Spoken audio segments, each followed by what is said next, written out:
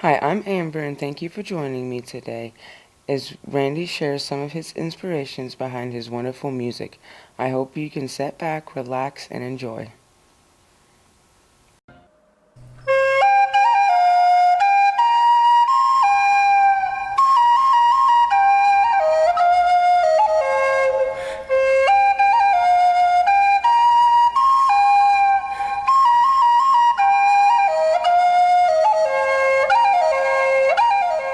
My music, I'd call it's a New Southwest music that really fuses the influences that I grew up with here in New Mexico, like Native American, Hispanic, as well as the Western and the cowboy, with a good deal of rock thrown in there too.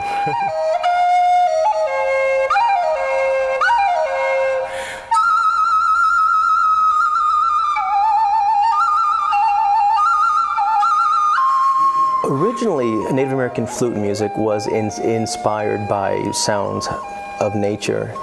And, I really feel like my ears are probably the most sensitive sense that I have. So I really experience the world through hearing things.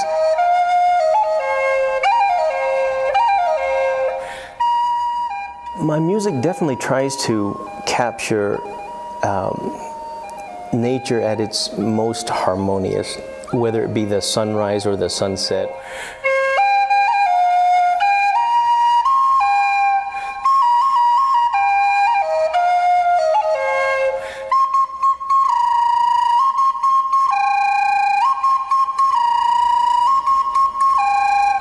There is a direct correlation, a direct connection between what I'm playing and what I'm experiencing, and I only hope that that comes through.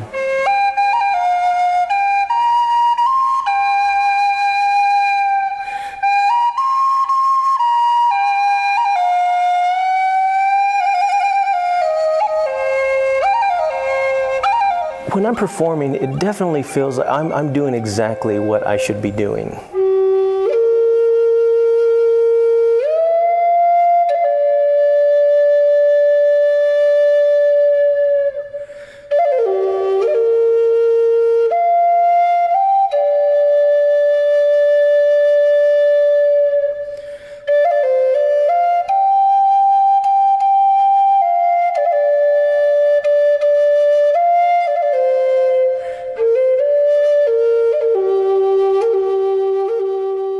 I live less than a half a mile from the Rio Grande River, and I would watch the sunrise over the Organ Mountains.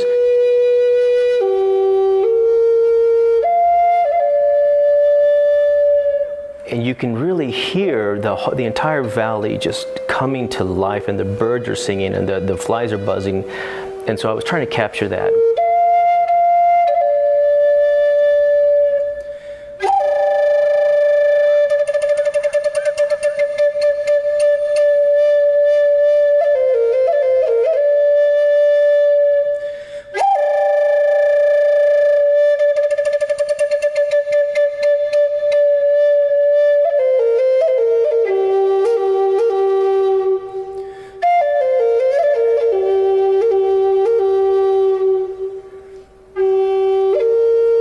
In southwestern New Mexico is a very primordial feeling place.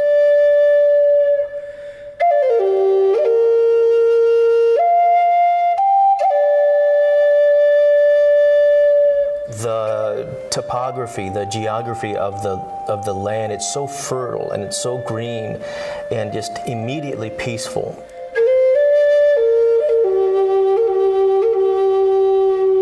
When you look to the west, you can see the volcanoes. When you look at the mountains and just on the other side knowing that White Sands is there, you really get a sense and a feeling of place there.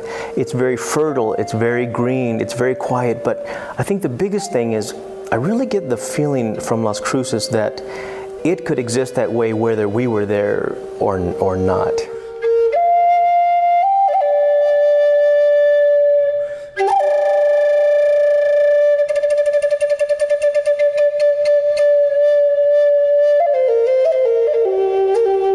Going from the Pecos Mountains down to the Rio Grande, down to the Llano Estacado and the Cap Rock of southeastern New Mexico, you discover something different every single time you walk out your door, and I think that's my favorite thing about New Mexico.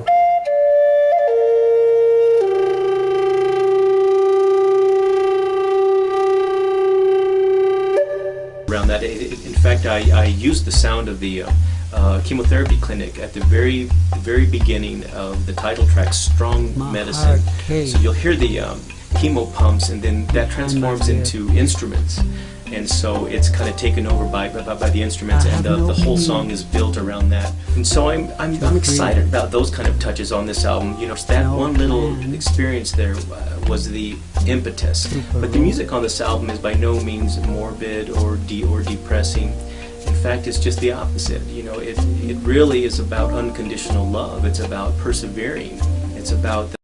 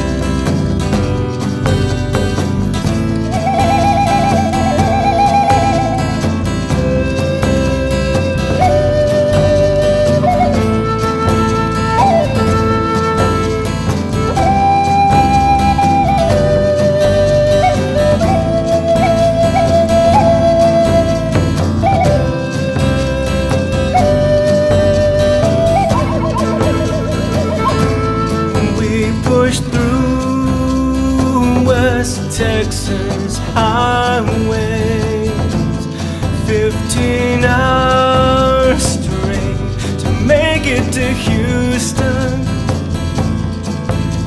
With every little crack in the road, a fissure in my soul, the man of steel has been touched by kryptonite. Gonna take some strong medicine to heal this pain, to feel again. It's gonna take some strong medicine to heal this pain, to love again.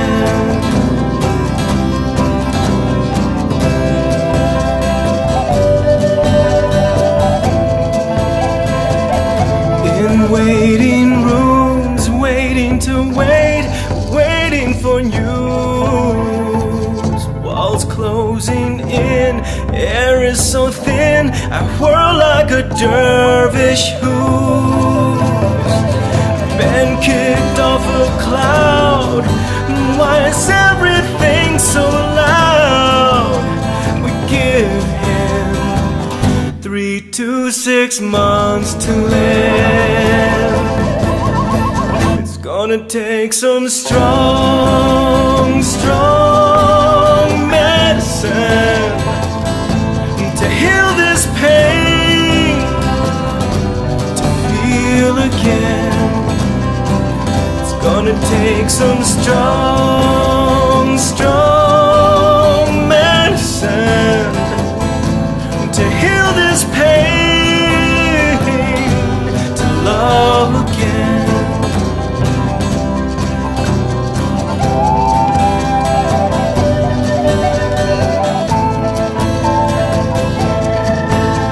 The chemo pumps like a drum, you know my thoughts and say, at least my love, you're gonna write some great songs. It's gonna take some strong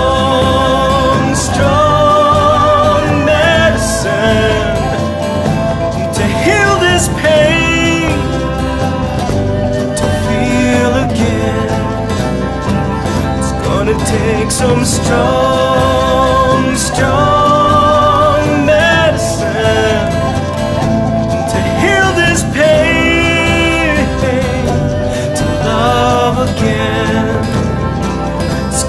take some strong, strong medicine to heal this pain, to feel again.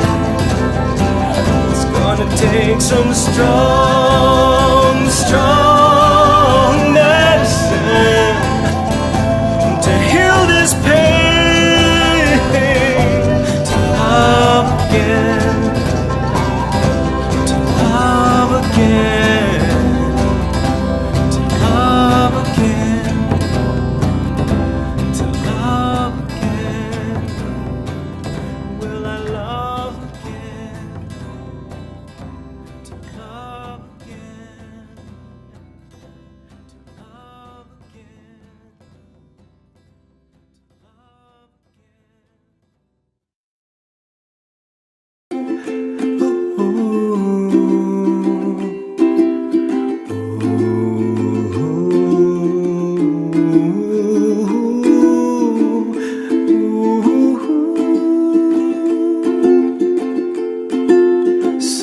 somewhere over the rainbow,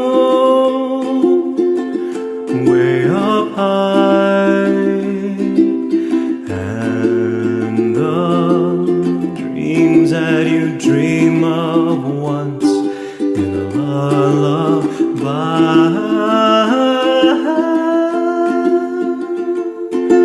Somewhere over the rainbow, bluebirds fly, and the dreams that you dream of, dreams really do come true.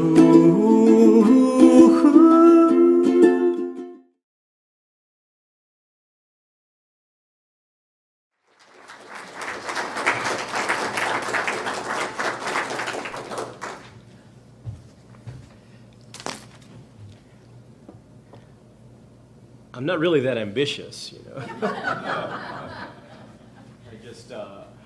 Things motivate you to behave in certain ways.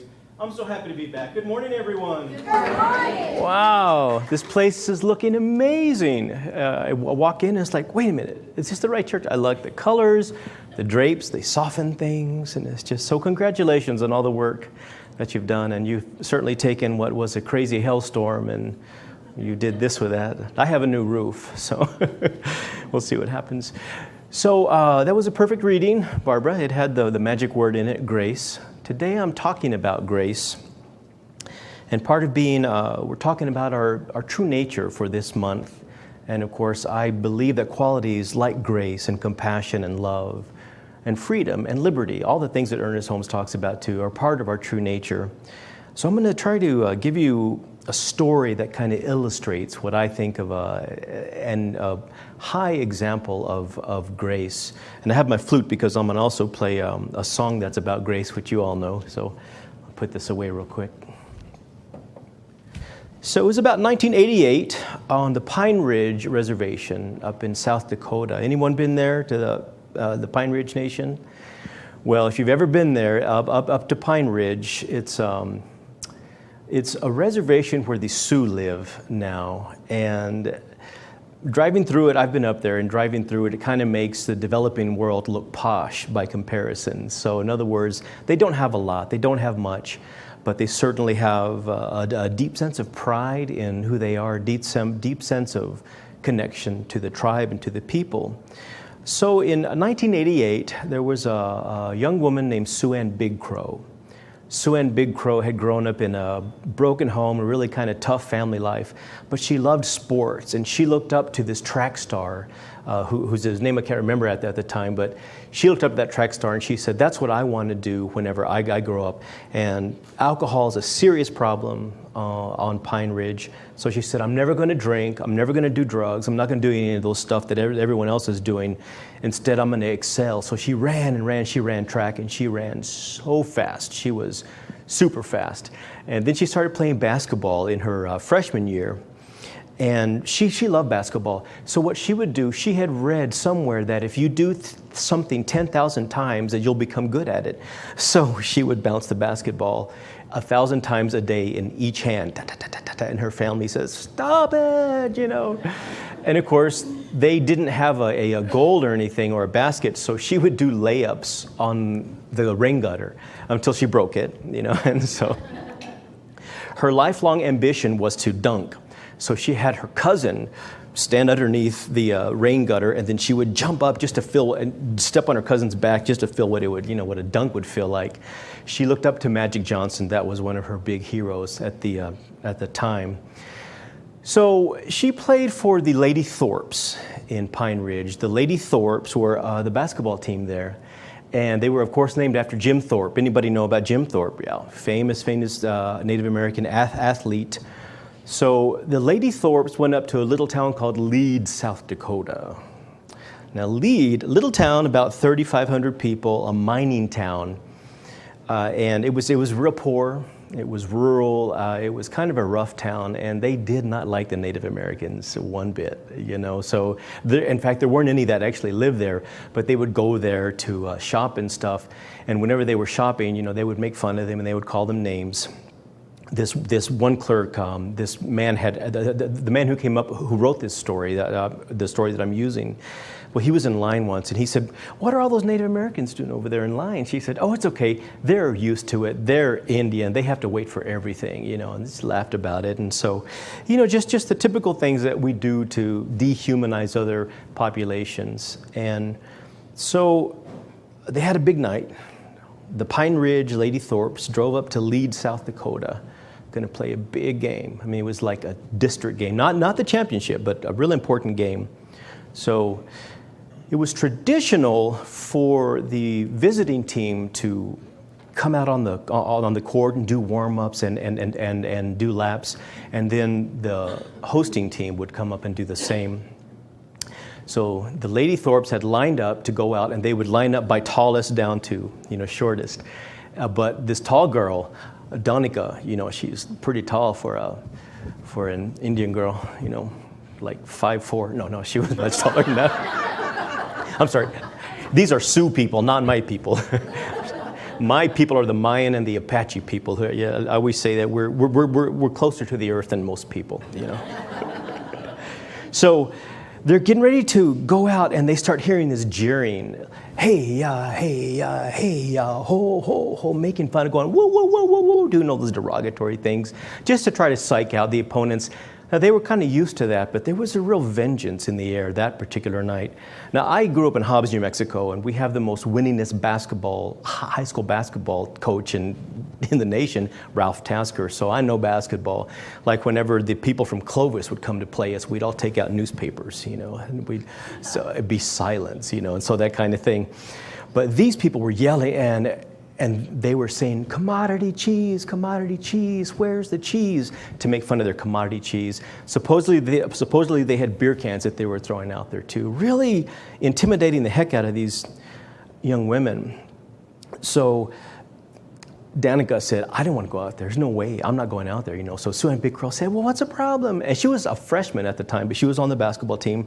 And so she says, I'll go first. And they're like, no, what are you going to do? You're not going to embarrass us, are you? She said, no, I'm going to go first. And so they run out there, and the people are yelling, hey, ho, wa, ho, ho, ho, anything that they could do. Where's the cheese? Where's the cheese? Where's the beer? Where's the beer? All kinds of things. And these girls are terrified, except Sue Ann Big Crow. So she's at the front, and she's running to midcourt, and suddenly she just stops right in midcourt, you know, where they do the free throw. And all her teammates run into her, you know, boom, boom, boom. And they said, what are you doing? Keep going, Sue Ann, keep going. She's like, no, she's listening to them go, hey, yeah. So she throws the basketball to her friend. She takes off her warm-up jacket. She puts it on her shoulder like a shawl. And she starts doing the Sioux shawl dance to their music. Hey, yeah. And she's going like that and swaying. And then she starts singing that beautiful Lakota song. And the audience, I mean, the people, the crowd is stunned. They're like, what? So she turned it around and gave it right back.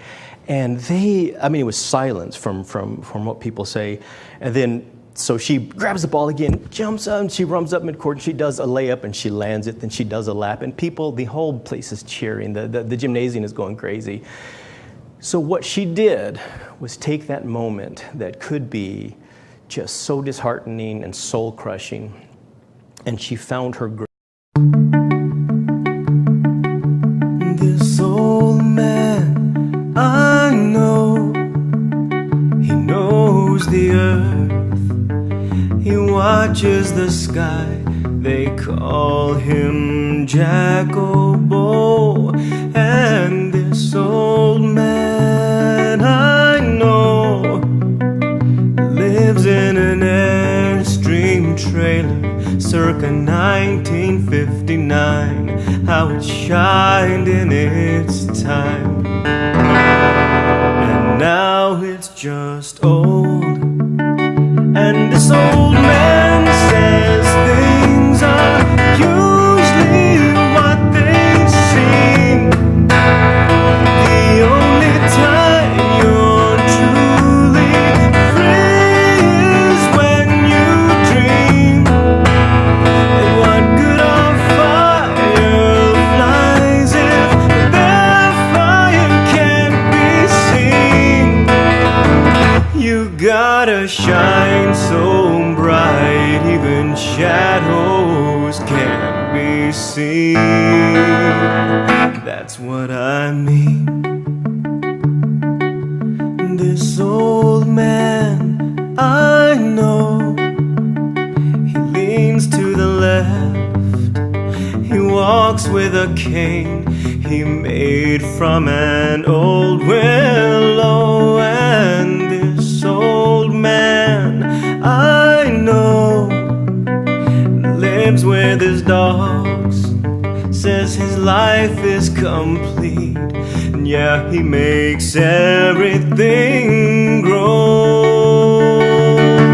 And this old man says things are usually what they seem. The only time you're truly free is when you dream. What good are fireflies if their fire can't be seen? You gotta shine so bright, even shadows can't be seen. That's what I mean. This old man, I know, he moves kinda slow, but his eyes still glow. My friend Jacobo. And this old man, I know, he died all alone with his dogs at home.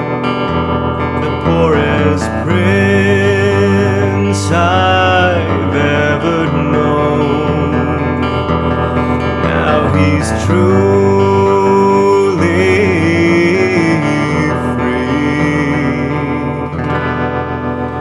free to roam. And this old man says things are usually what they seem. The only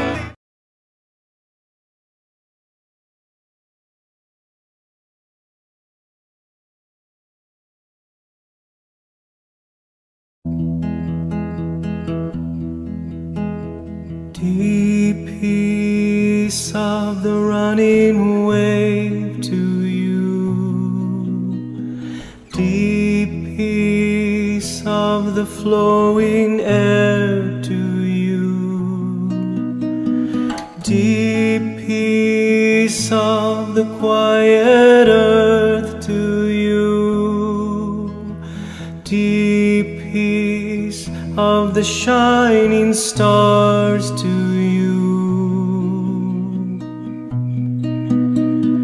Deep peace of the gentle night to you.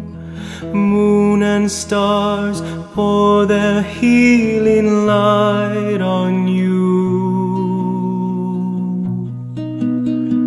Deep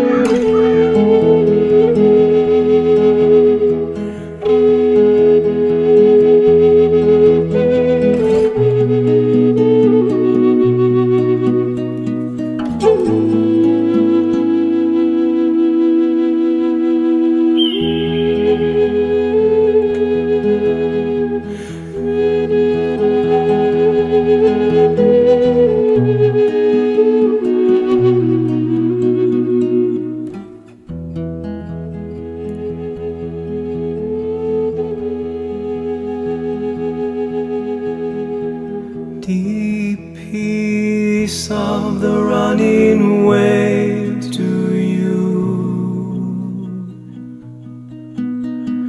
Deep peace of the flowing air to you. Deep peace of the quiet earth to you. Deep peace of the shining stars to you. And deep peace of the gentle night to you. Moon and stars pour their healing light on you. Deep peace of a gentle night to you. Moon and stars pour their healing light on you.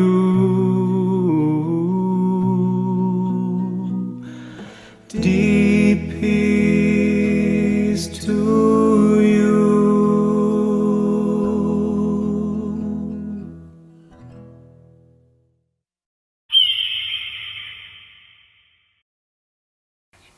Once again, thank you for joining me today as we learned about some of Randy's inspirations for his music. I hope you can join me next time, and as always,